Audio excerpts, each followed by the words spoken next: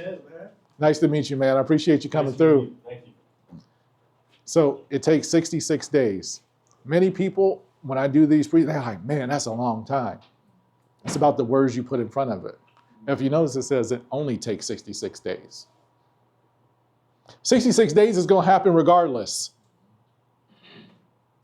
It's coming. Why not form a new habit? It's just make a decision. So some more science here. There was a study done of 42 athletes. They gave them gave them pills, right? Both of them, the pills had water, placebo, right? Both the pills had water. One group, they said, hey, this pill, Lamore, it's going to make you run faster. Rich, this pill probably going to make you run slower. Guess what happened?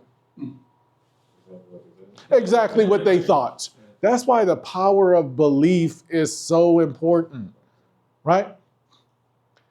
When you get into a flow state, you are up to 500% more productive. This is what the science says. So what does that look like in practicality? Let's time block. Let's do some simple tactical things that we know all high performers do. Let's time block. I'm going to be locked in my flow state of doing my calls from this time to this time, and then I'm coming back again and doing it from this time to this time. I'm sending out my emails from this time to this time. I'm going to do the fundamentals that I know that are going to get me to the next level and generate the leads for my business during this time, because I'm going to be up to 500% more productive. Positive words increase your performance and in the performance of others up to 25%. That's why they say self-talk is so important. That's why you see on Instagram the people, and they talk about and they see that the most popular athletes talking to themselves. So think about, what words are you saying to yourself? Like, what are you saying to yourself all throughout the day? I don't care if people think that I'm crazy, because I want to be 25% better. I love this next play phenomenon. People who have an ability, a true ability to have an unfortunate circumstance happen, remove that out of their mind and go on to the next play. I call it the next play because I played basketball. People who turn over the ball and all of a sudden they're running down the court thinking about that turnover. What happens? They get scored on. Next play, they turn it over again. Now they're in this downward spiral. But the people who are able to go to the next play, unfortunate experience, they forget those things that are behind. They forget those things that are behind and move forward. They're up to 20 to 30% better performing under stress. When you dwell on mistakes, you do really decline up to 20%. This is what the science says. And people who are in high intensity training, they actually improve 30% better, more, because they're able to just forget what happened and move on to the next play. Do you think Steph and Jordan and LeBron care about turning the ball over? They on to the next play. There was a study done, and this is about visualization. I was watching the Blue Angels documentary, and it just reminded me of this study that the University of Chicago did with basketball players. So there was a group of non-basketball players. One group, they practiced for a certain period of time shooting the ball. The others practiced for the same certain period of time just visualizing the ball going in. Just visualizing the ball going in. Look at the increase in percentages. So imagine when you put the physical with the mental. That's when you got the killer combo. So are you visualizing, put it in practical terms, Darrell? Hey, I'm about to go walk into this meeting. I'm going to visualize what it looks like. How do I open? What happens in the middle? And then when we leave, how are we leaving? Are we hugging? Are we high-fiving? Are we exchanging phone numbers? I'm visualizing it. Why not? The science don't lie. When you believe, people who have an ultimate ability for self-actualization and believe, and they truly believe it can happen and it should happen for them, they perform 20 to 30% better. Because they expect the outcome. If you expect things not to happen, what's going to happen? Your thoughts, your feelings, your actions, and your outcomes, right? Now, I learned this probably about 3 years ago. It's always been around, but sometimes I'm late to the party. This is about inversion thinking. So we always talk about what to do in order to achieve a certain outcome. Equally as powerful is just really understanding. This is where the people who are negative in your life, they can come in handy. Hey, tell me everything that can go wrong and what I need to do to make sure this doesn't. What do I need to do to make sure I'm not the top real estate broker in Fresno? And I'm gonna write down all the things that I need to do to make sure I'm not the top. I don't need to market vigorously. I don't need to call my people leads back within 5 minutes. I don't need to get out and network. I need to show up late to listing appointments and buyer appointments. Oh, I need to be an a-hole with people in the community. These are all the things to do to make sure it don't happen. All I gotta do is the opposite. And now I have a fighting chance. So now when we're about to launch new products and services, or we're going after a new client, what are all the things that we need to do to make sure that this don't happen? Oh, let's just do the opposite of that. So last couple of things, and we're going to start to come in for a close. Home court advantage is so important. Home court advantage, NBA teams are 67% more likely to win when they play at home. College teams are up to 78% more likely to win when they play at home. Home court advantage. Why do we think they're more likely to win? Comfortable. Around people that know. Yeah. Got fans, right? You know the gym, right? You know the rim, the idiosyncrasies in the floor, your routine. You're not on the road, so your routine is the same. You can go to the same restaurants. And when you're at the elevation does. Right. The whole thing, if you know it. Absolutely. Coming from a person who was in Flagstaff. Flagstaff. So think about how you create your own home court advantage so that you're 77% more likely to win, right? What's your process to make sure that you don't get into the comfort zone? Remember the defense that comes up? What's your process to make sure that don't happen? How do you focus? Are you time blocking? Are you setting up times in your day that you only do certain things? Negativity. How do you stay optimistic? I have a sweatshirt that says optimistic. My clothing I wear typically has a motivational quote or something on it. I have posters in my house of my favorite movies, of The Last Dance documentary that reminds me to stay locked in, of The Pursuit of Happiness with Will Smith to know about his journey, what the outcome and what his why was. The Black Panther about excellence, right? So I'm setting up my environment for allowing me to be optimistic. I got African wild dogs around me. African wild dogs can run up to about 44 miles an hour, and they can run and hunt for up to 8 to 11 hours. So many people think that the lion is the king of the jungle. I'd be like, hey, if an African wild dog comes to get you, it has an 80% hunt rate. It got an 80% hunt rate. I can probably outlast the lion eventually, right? But the African wild dog, 44 miles an hour, up to 8 to 11 hours, and they travel in packs of 20. So when they come and get you, they're coming to get you. And I think you say, well, why is that next to accountability? I got to have some African wild dogs next to me because I have a vision where I can imagine African wild dogs, they're out in the Serengeti and they running in a pack of 10 today, right? Because some of the homies decide to go another route. And they running, and there might be one, like me, that starts to lose a little steam. And I start to slow down. And I can imagine the other African wild dogs reminding them, what are you doing? I'm tired. Do you know who you are? You're a freaking African wild dog. We don't get tired. We got an 80% hut rate. Let's go get it. So who are your African wild dogs you're running with? That's why it's so important for home court advantage.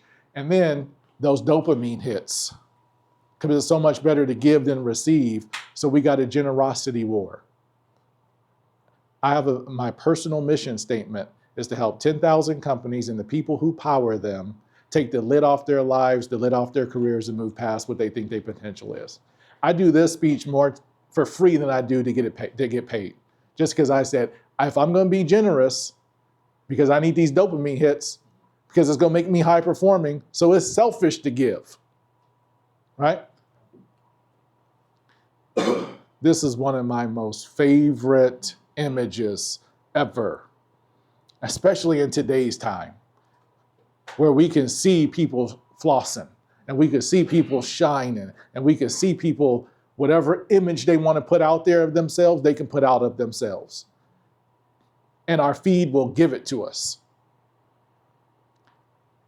This is Michael Phelps. This is my man from, I think he was from Australia this year. This was the year he was supposed to beat Michael Phelps. He had the faster times all year. He was about to come in and blaze them. He trained in Flagstaff. Did he? I was there when I got to meet him too. Nice. Yeah, that's dope. Look at this. What is Michael Phelps doing? He is dominating his lane. What's my man who's supposed to be winning? What's he doing? Checking out the other man. Looking at Phelps. Yeah. How often do we find ourselves inadvertently looking at what other people are doing? Because of the environment around us is pushing it into our view. So it's all about the lens. Remember we talked about the lens of what we look at things through? Lamar, I'm happy that you're crushing the game. Because it's happening for you. I know it's just a matter of time before it happens to me. Lamar, how are you making it happen? Give me one thing that you're doing that I need to implement in my life. Right? So rather than competing and focus, I'm seeking answers. I'm congratulating. I'm sending them little congratulation cards. Hey, you don't know me, but I see you doing your thing. Keep it up. I'm focused on dominating my lane. So this is the last exercise we're going to do, and then we're going to speed through a couple of things and we're going to shut it down. So get a piece of paper, get a pen, paper, a notebook, whatever you got. We're going to start to really look at these negative thoughts. All right. So all we're going to do is put a line, get a piece of paper, put a line down the middle of the page. Okay. On the left-hand side, we're going to take 60 seconds, and I want you to write down all the thoughts that have been dominating your mind just over the last couple weeks. We're going to take 60 seconds and just write down all the thoughts that have been dominating your mind. Then, from there, just put a star next to the ones that are negative. This is where you have to be 100% brutally honest with yourself. All the thoughts that are negative, that have been just all the thoughts, then you're going to put a star next to the ones that are negative. Left side, just 60-second dump. All the thoughts that's been dominating your mind and put a star next to it if it's negative. 60 seconds on the clock. Let's go.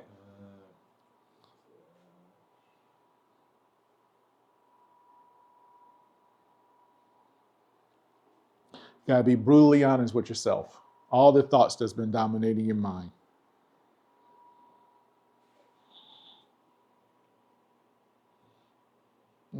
Get you some thinking music back.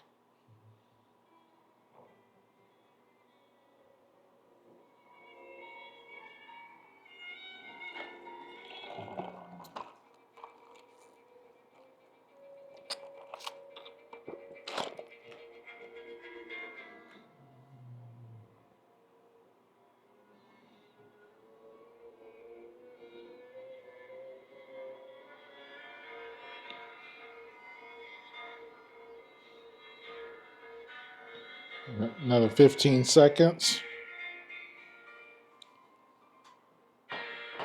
7, 6, 5, 4, 3, 2, 1. All right, now, if it was a negative thought, put a little star next to it. And this is all we're going to do.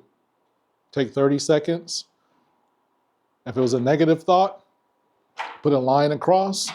And on the other side, write the opposite, the invert version of that. If it was negative, turn it into a positive thought and write that down. 30 seconds.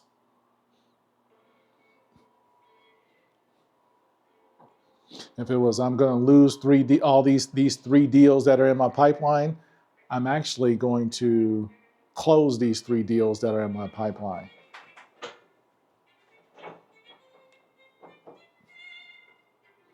If it was, I had this blood test that I just took, it's not going to come back how I want to be. It's actually going to come back, I'm healthier than I thought.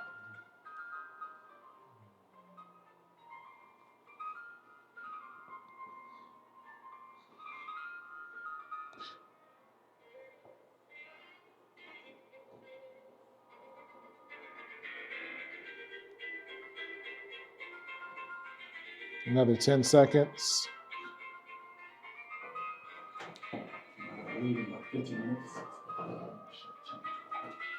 And we're going to wrap this up in about 5 minutes. 4, 3, 2, 1. All right. So when I discovered how many negative thoughts were going on in my mind, I was like, D, if you know better, you got to do better. So I created my home court advantage in my mind all day. It's a faith fight. All day is a faith fight. This pops in, I would imagine that negative thought floating away in a hot air balloon or going through a paper shredder, and I replaced it with a new thought, with a thought that I really wanted to happen. We got all these neurological pathways in our brain. So imagine these negative thoughts are like dump trucks running through our neurological pathway, just dumping negativity. We got to switch it up. Do you think Steph Curry ever thinks he's going to miss a shot? Probably not. He don't. Because if he thought he was going to miss the shot, he wouldn't take the shot. How often do we not take our shot? Because of what we're thinking. So we got to remove those negative thoughts. All right, we're going to do so think about your vision for success, right? Your vision for one of those areas of your life and where you want it to be, which we started with. And what's one constraint? What's the primary constraint, or what's one constraint that has to be removed in order for you to get there? So just identify that. Take 10, 15 seconds to think about, okay, this is the area of my life where I want to get, I have a vision. I need to get 1% better every day. This is my 3, 4, 5, 20-year vision. Okay, this is the number one constraint that I have to remove right now in order to get to keep it moving. Another 10 seconds, think about that constraint.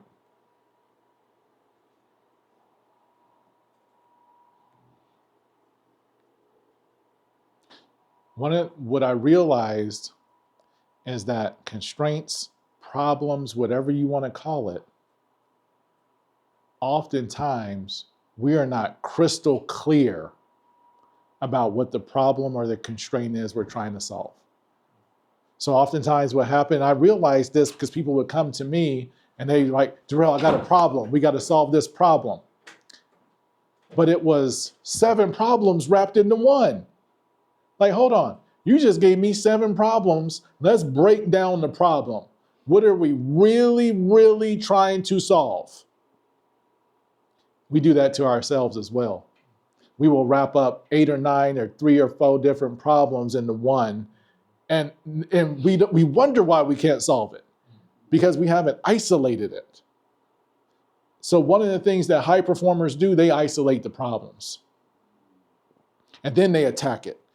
This here, 131. When I discovered this, oh my goodness, I went to a whole, when I say oh my goodness, I went to another level. I heard this as I was driving actually to one of my board meetings in San Francisco, and the guy was talking about, hey, I hired a HR representative for one of my companies. We had to hire 12 people. He came up to me and he was like, hey, we got a problem. I'm like, okay, what's the problem? We got to hire 12 people in a week for this project. Okay, why are you coming to me? You the HR director. He's like, have you 131'd it? He was like, no. He was like, all right, 131 it. Let's meet tomorrow at 4 o'clock. The next day happens, gets a text from the HR director, did the 131, I solved the problem. No need to meet. What is 131? Let's clearly define the problem. Let's clearly define the problem. Let's strip it down to the real root of what we're trying to solve. Let's come up with 3 viable solutions. When I say viable is the key word, not just 3 solutions, but 3 solutions that can really work with a little data behind why we think they can work. And then from those 3 solutions, viable solutions, let's pick the one that has the greatest likelihood of solving the problem, and let's go for it. So whenever someone comes to me now with a problem, have you 131'd it? All I do is walk around all day. I got a problem to solve. What's the clear problem I'm trying to solve? What are 3 solutions? So I'm just looking, sometimes I'm walking around just looking in the sky. Like, what are the 3 solutions? Okay, what's the one that, okay, boom, let's go. That's the way that we stay high performing and we solve our own problems. And if you want to go to someone else and actually have them help you brainstorm, it's so much easier. And you can get so much more from them when you go to Rich and say, hey, I got this challenge with this buyer, with this seller, with this loan officer, whatever it is. I thought these were the problems, but this is the one problem. This is really what I'm trying to solve. These are the 3 solutions that I came up with. And then, Rich, this is the one I think has the most likelihood of solving the problem. What are your thoughts? Think about how much more productive that conversation is. You did the work. And oftentimes, that makes sense. Go for it. Makes sense. I learned something.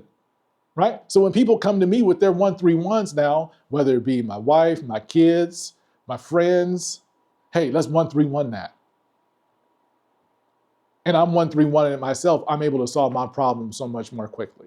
So we're going to skip through a couple things real quick. Actually, we're going to go right here. We're going to stay here and we're going to close in a minute.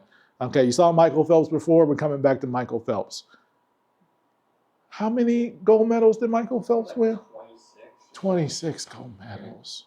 Really? It's 21, 26, something like that. Most decorated gold medalists of all time. He trained for 365 days. He got 37 times better every year. He got 1% better, 1% better, 1% better, 1% better for years and years and years and years and years. That's why he has this result. And one of the things he said was, I never had to make drastic changes. It was slight modifications. Just like a chiropractor. When you go to the chiropractor, my chiropractor told me, he's like, D, if the chiropractor isn't doing all these, all it does is slight adjustments to get you to be optimal. So what you're doing right now, if you're not at the level you want to do, what are the slight adjustments that you need to make? It may not have to be a drastic overhaul. It's just locking in to get 1% better every day with those slight adjustments to get in alignment. And then boom, you're one of the greatest of all times. So we go close with this real quick. Once I realized how important expectation was, like we talked about, Steph Curry, when he shoots the shot, he don't think he's missing. He just don't think he's missing. When LeBron about to go up to dunk on somebody, he don't think he's going to get blocked. When Tom Brady stepped back to pass the ball, did he think he was going to pass it and they were going to miss it? Sometimes even when we're working in a team, hey, if I lob this over to them, they probably go screw it up. They feel that energy. They feel that spirit. That's not a culture of winning. Hey, if I give this to you, I know you go crush it.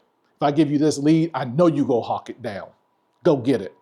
If I have you work with my client, I know you go serve them with excellence. And they go call me and say, hey, I can't believe you referred me over to Lamore. That was the best experience. I know that's gonna happen. And I'm gonna tell you about that. I know it's gonna happen before it happens. Why? Because I'm pumping life into you.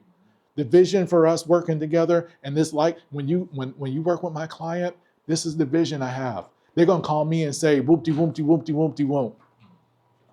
And we gonna go out to celebrate. And when you take these photos for this house and this property, they gonna be so fire that we're going to get an offer without people even coming to see the house, just straight off the pictures alone. So how do we get to that? What do we got to do to make that happen? Now we're talking. Now we're visualizing it, right? Because we're living with expectation. And when we're going after something big, this is my personal definition. It's trusting that when I make the right deposits with pure motive, something good is going to happen. Something good is happening when I'm making the right deposits with pure motives. And even if I can't see the outcome yet, just like the farmer, I know, and it may look different than I expected, I know it's going to happen because I'm living with expectancy. So you can always hit me up, call my cell. That's my cell phone number right there. Tell Rich to make sure that that's not in the recording there, buddy. But that's my cell phone number. That's my email address. If you ever want to just chop it up, I'm always down to chat. You part of Rich's fam, so you part of my fam. Appreciate you. I appreciate you, man. I really do. Make sure I got that. I really appreciate you. Absolutely. So tell me this. Get better. Is there anything today that stood out? And if so, what was it that stood out? And was there anything today that stood out enough that you would share it with somebody else that's close to you?